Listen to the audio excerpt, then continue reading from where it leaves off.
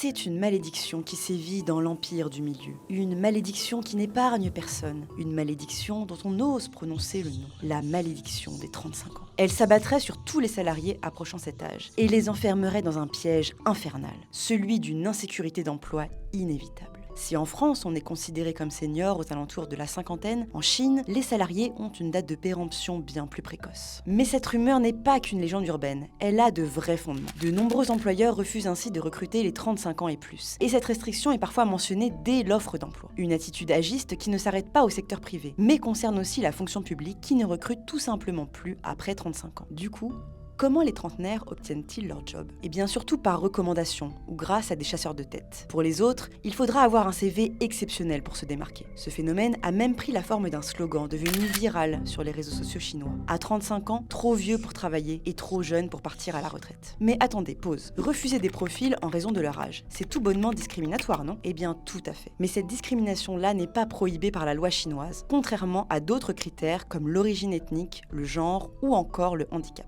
En Chine, la discrimination fondée sur l'âge s'abat sur tous les travailleurs âgés, mais la trentaine est la période où ils en font l'expérience pour la première fois. Bon, maintenant la vraie question c'est, pourquoi les travailleurs de 35 ans sont-ils autant sur la sellette? Parce que 35 ans, c'est pas bien vieux quand même. Pour les employeurs, ces salariés seraient moins énergiques, moins investis et moins dociles, plus chers que les jeunes diplômés et moins enclins à faire des heures sup. Mais la malédiction des 35 ans s'inscrit aussi dans un contexte économique post-pandémie compliqué en Chine, avec un marché du travail très faible, touché par une concurrence croissante. Rien qu'en 2020, le taux de chômeurs de plus de 35 ans ayant déposé un CV sur la plateforme de recrutement Zhaopin avait augmenté de près de 15% par rapport à 2019. Et tout ce contexte d'emploi, ça a des conséquences sur la vie perso de ces trentenaires. Comme ils veulent à tout prix une stabilité professionnelle, ils retardent leur mariage. D'ailleurs, le nombre de mariages a chuté de 10,5% en 2022. Et là, c'est la double peine pour ces salariés confrontés à une injonction paradoxale très forte en Chine, à savoir être performant au travail mais aussi fonder une famille. J'ai 35 ans et pas d'enfant. Quand je dis cela aux recruteurs,